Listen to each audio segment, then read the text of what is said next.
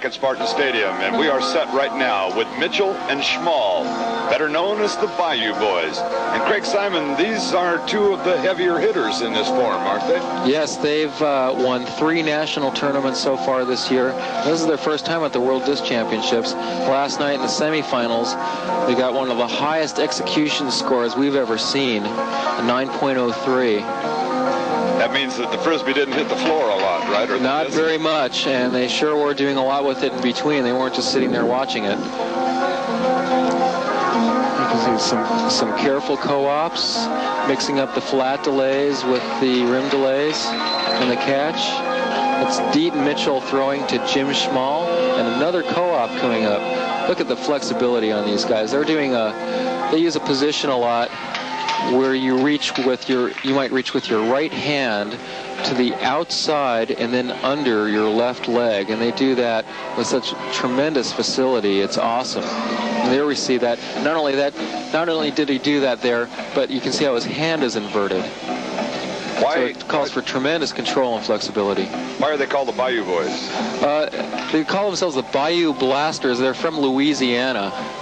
And I guess they blasted up down there. All right. Oh, a double twisting barrel catch. Nice. There are regional pockets of this form of competition, aren't there? I mean... Yes, Santa Cruz is one pocket. I think they must have some people that they play out with in Louisiana. Sonoma's another pocket. Chico, Santa Barbara. There are a few Frisbee meccas scattered throughout the country.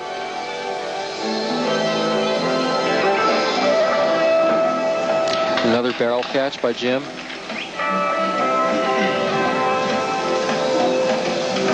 Deaton makes it look so easy, but he is so flexible. When he does his walkovers, his legs get over his head, and that's while he's airborne. He's trying a difficult combination there. You can see that they like to work the disc when it's horizontal, but every once in a while they'll turn it more vertically. Wow. That's more difficult for them. I can see what you're mentioning about the execution. They haven't miscued that baby onto the grass yet.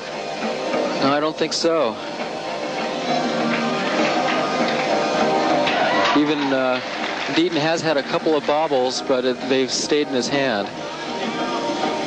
And there's, again, that leapitis to an inverted hold. Wow, they're really mixing up their leg combinations. And that was the first drop. Looked like he was going for a scarecrow bad attitude. That was phenomenal. Holding behind the back, switching hands, and vertigo leg over. He didn't make it. Really difficult move, though. I don't think I should have mentioned execution. As soon as I said something about it, it hit the grass twice. Well, drops are part of the game, too, so you can always expect a few. Also, there's a tendency, if your partner messes up, it throws off the concentration to some extent. So often drops happen in pairs or threes, and that's a matter of one player to get the flow back. And I think they've got it back now. Pretty rolls. See how he moves his hands there. Good articulation.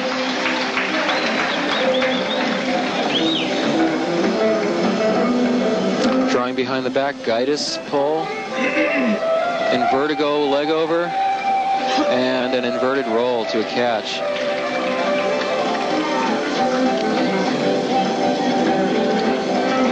Tapping combination. Now he's spinning back to the flat control behind the back against the spin. Drawing with the spin and a bad attitude catch. Wait a minute. A bad attitude catch. Bad attitude. You know, an attitude is a position in ballet where the leg is extended behind the back. Well, in bad attitude, we put the hand under the ankle in order to emphasize that extension, at the same time catch the disc. So you see, a real attitude has the leg going straight back, and in a bad attitude, you're forcing the leg forward to an extent. So it's a play on a ballet term. Looking for the Gaitis.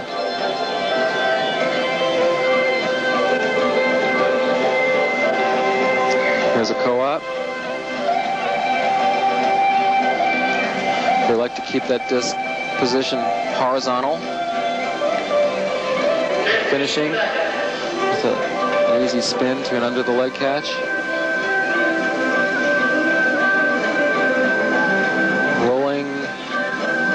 finish their co-op there.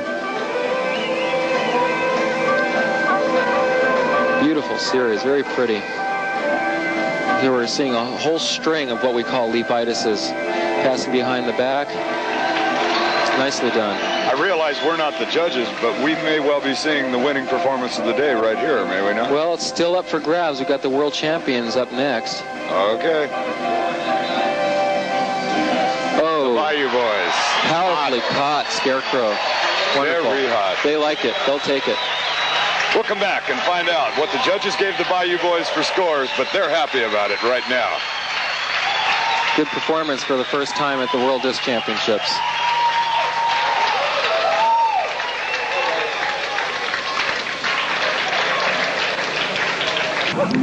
Well, Dave Hightree, the weekend is drawing to a close. The field is now awash with these flying discs everywhere. It's been quite a weekend, eh?